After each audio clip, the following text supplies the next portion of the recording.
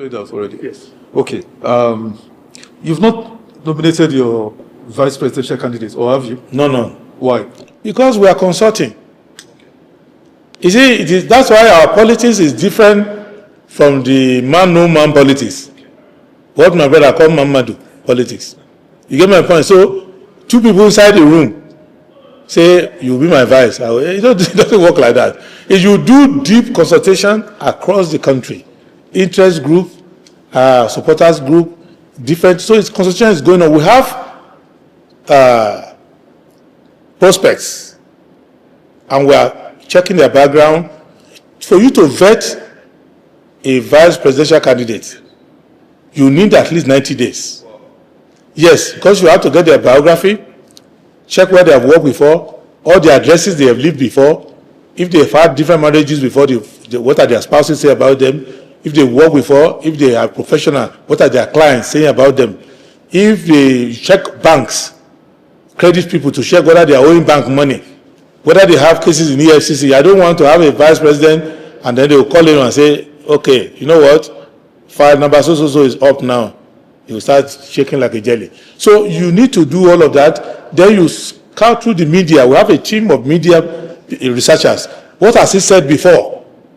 Has he spoken against Nigeria before? Has he spoken against sections of Nigeria before?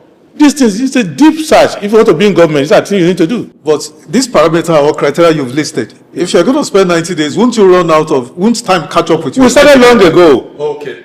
We started long ago, and we are towards the end of it. We spend about 70 days out of the 90 days now. But I know former VP Atiku has also not nominated, announced a VP. Peter Obi, of course, him and Kwankwanso. That's what called gunpoint marriage. Donald Duke also has not nominated. But referring specifically to your person, is there any condition under which you'll be willing to appear with any of your colleague presidential candidates? That's for the party to decide. But what I can say is this. It's like this, my cap. You don't need to talk to anybody. Just put the cap on the table. They will know who it belongs to. So when you come, you put the cap on your head. If it fits, we have criteria for the person who should be president. And our criteria are 5. Okay. He must be ready to be president on day 1. Okay. Because it doesn't matter whether you are young, you talk fast, you do everything. Anybody can die anytime. Anybody can run into trouble anytime. So the VP must be ready to be president on day 1. 2, he must be a person who is versatile in the economy. Because it is written, the way it is structured in our constitution, unlike what President Tinubu is doing anyhow now, the vice president is supposed to be the person leading the economic team. 3, he must be a person who is fearless and independent-minded. Not a person who's looking for a job, boy. No. A VP who can stand up to you and challenge you. If he cannot, then he cannot be VP. Oh, really? Because he's the last person with me. Whenever I say, hey, fantastic, he's always shut it down and say, not fantastic. This is not correct. So, and because of my relative inexperience in government, he has to be somebody who's like an Obama-Biden complex. So, somebody who is experienced in the good part of government, who is well-versed in government, and who is a little older, so that the older generation don't feel left out. And it has to also match the demographic configuration in Nigeria to avoid distractions. Otherwise, that can show lack of sensitivity to say, oh, so you don't even know that we're in a diverse society and this is not diverse enough. Let me put you on the spot, Prince. In discussing with various politicians, from various political parties concerning this issue of presidential candidates and nomination of VP candidates, your name has come up here and there. People are saying specifically that you are being, you've been identified as a possible peer, to VP, former Vice President Atiku Abubakar. Would you consider being vice presidential candidate to former VP Atiku Abubakar? Okay, let me tell you something. I respect Waziri Abubakar Atiku very well. We have a respectful relationship. Mutually respectful. Yes. He has my number. I have his number. Okay. You get my point? And this issue hasn't come up, so it is not responsible. If Atiku Abubakar calls you now, what would be your response?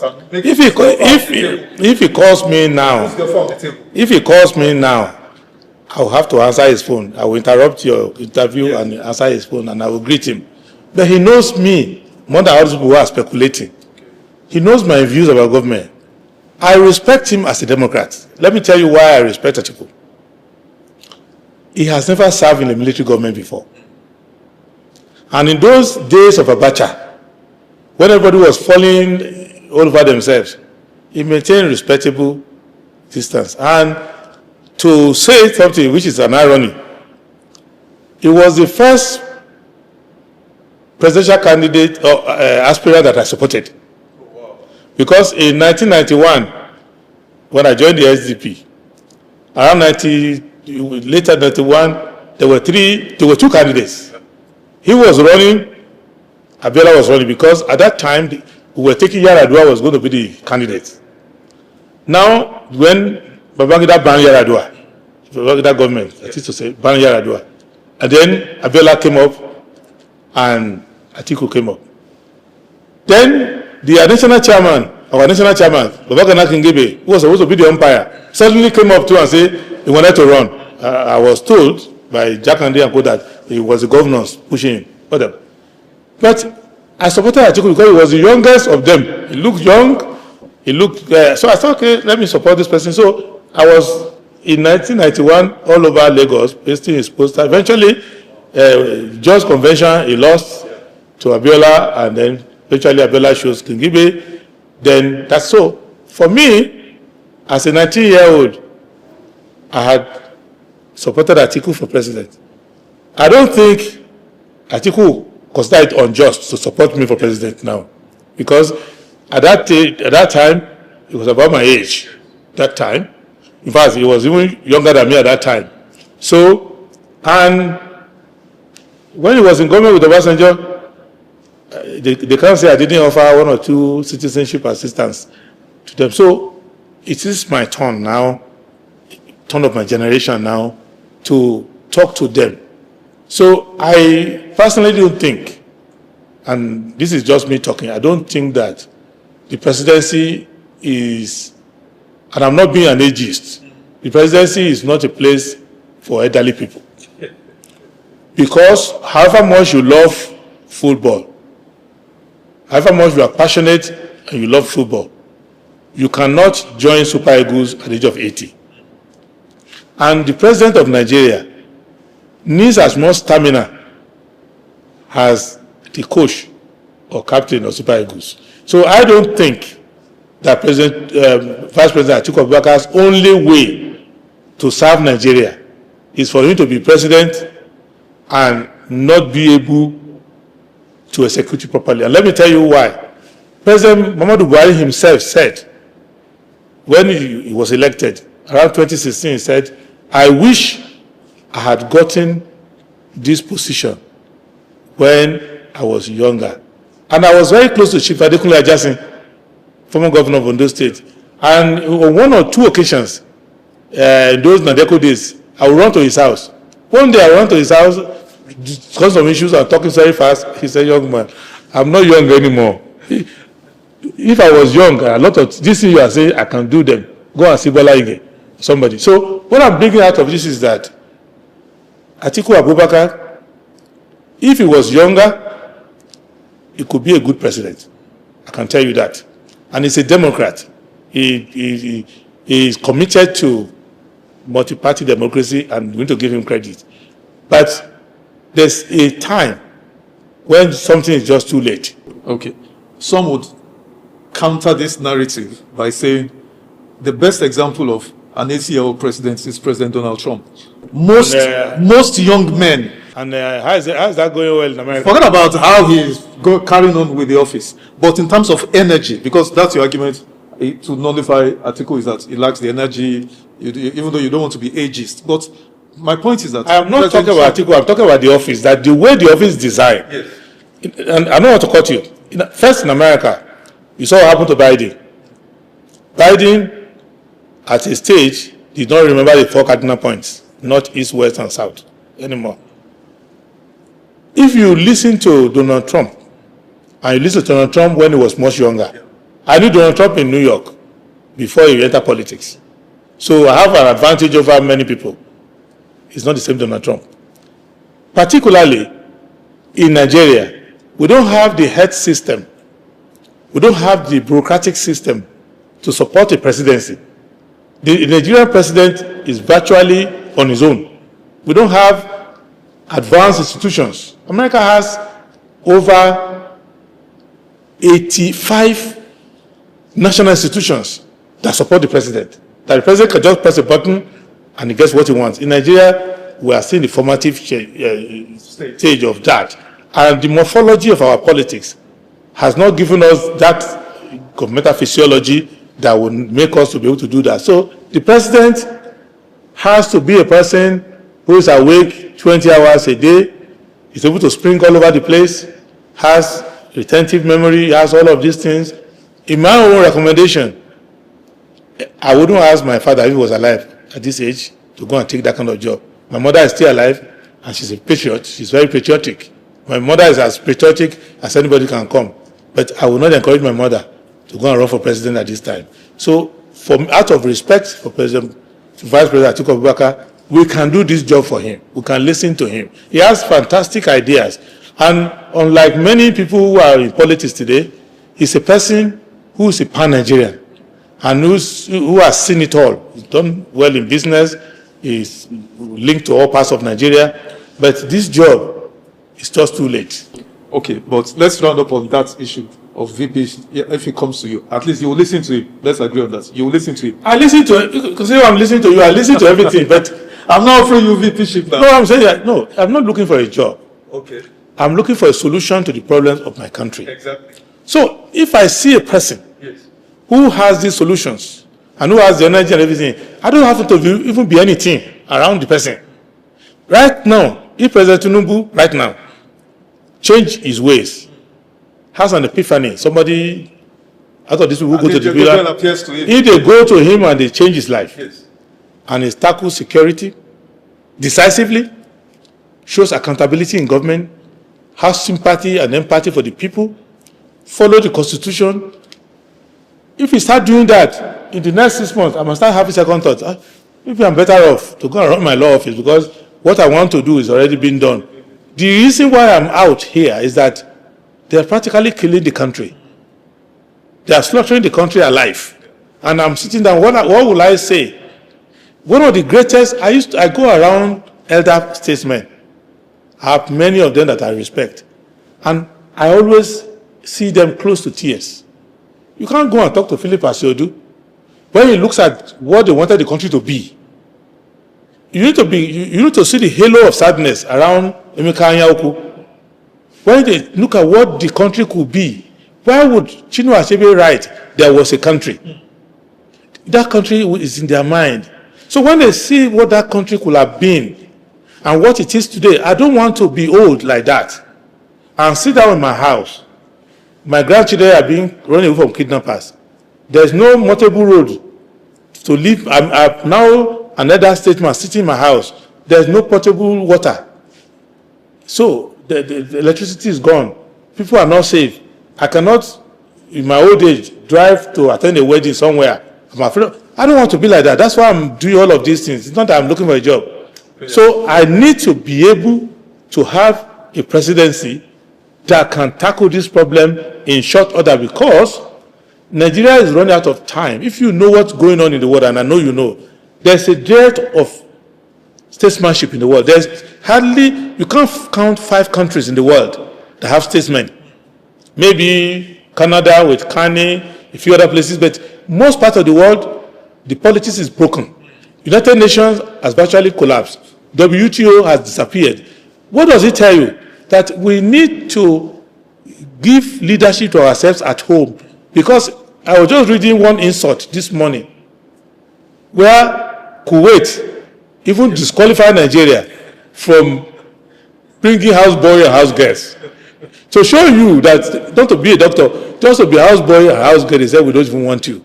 So you need to listen to me. This generation needs to rescue the country. These problems are ours to solve. The problem that were meant for Atiku to solve, he has tried his best in the past. These problems are mine now, and in the next 10 years, they won't be mine anymore. They will be for the next generation to come. Now, last question, Prince. We've had all this conversation about, and you've talked variously about removing President Tinubu. In your crystal ball, as you project into the future, next year, January elections, how can you even, what gives you hope? In present day realities, what gives you hope that defeating President Tinubu is possible? President Tinubu is already defeated. Oh, wow. You know what they said about Boko Haram last time? Technically defeated. President Tinubu has been demographically, economically, politically defeated. Wow. What he is hoping on is a truncated transition program, wow, where one party will have two candidates, they will be in court, INEC will miss your name, so they will be distracting you. President Tinubu is not popular in the South. He doesn't understand what's going on in the North. It's a disappointment in the West. It's an anathema in the East. And in the center cannot hold for him. So what he is hoping on is that the Nigerian people will be so disillusioned, so annoyed, so hopeless that they won't bother to come out. Because he will now be able to patch together his renewed hopelessness ambassadors and then get them to distribute rice. Because I don't know if it happened in your school. When we were in school, we used to have dispensary in school when we were in. If you fell down, they'll give you Lucozade. Yeah. If your stomach is paining you, they give you Lucozade. Glucose and Lucozade. Yeah. That's how President Tinubu is. It's a Lucozade government. If you say bandit is chasing you, bag of rice. There's no NEPA in your area, bag of rice. So he believes in the power of bag of rice. And that's why he's thinking that, okay, if I make life harder, if I make it tougher, and bag of rice looks like, oh Lord, the Lord has come down. So why I have my confidence is that it's not going to work. The people are going to come out. They are going to ignore that broom, and they are going to put it on the White Horse. And we are going around the country to ensure that happens. President Tinubu is not a viable presidential candidate. He knows. Those who don't know, or those who want to know, are those who don't know what to do when Tinubu goes. But President Tinubu himself knows that he's not a viable presidential candidate. He knows that he has failed on his mandate. He knows that he doesn't even have manpower to use. Look at what has happened to him. You have a serious problem with the economy. You had Wale Edun, who used to be right once a month. You threw him away and brought an unlettered tax collector to come and manage economy that has multipliers. So you are saying that you were traveling by Keke Napep. It was too slow. So what's the solution? Is to now get a snail, to ride at the back of a snail. So Wale Edun at least was a very slow speed fellow facing the right direction. This one is a combobulated person who has no single thought on the economy. Wow. So who believes, who should have sent to Ila Revenue or National Revenue Service to collect his money and count it and hand over to him? So what I'm bringing out is that I'm happy for the gentleman that he got a job, but it is President Tinubu who has shown to you that instead of getting better, he has run out of ideas and he has run out of people. Because if you have not run out of people, in this critical area of the economy, you will have enough people. Yes. So this is his own idea now of Awolowo. When the one went and shows Awolowo as Minister of Finance. Yes, this is his own version of it. And I've been waiting. This is the person who will help you tackle the Bretton Woods institutions. This person who will grow your industry for you. And where is the conversation? And do you see them? Do you see? All over the world, we have the 10 and 11 pairing. We had it in Nigeria before. The Prime Minister, Minister of Finance. We have it in the US, the Treasury Secretary and the President. Have you seen them? There's no pairing. They have never sat together to discuss the economy. So they just announced the gentleman's name. He's sitting there shuffling files. So what I'm letting you know is that President Tinubu is not on the ballot. Even if his name is there? He's not on the ballot. He's just hoping that the election will not work and that some abracadabra will work. But if it is one man, one vote, woman vote, man vote, you remember how it means play? Yes. Man talk, woman talk. If it's man vote, woman vote, bye-bye Tinubu.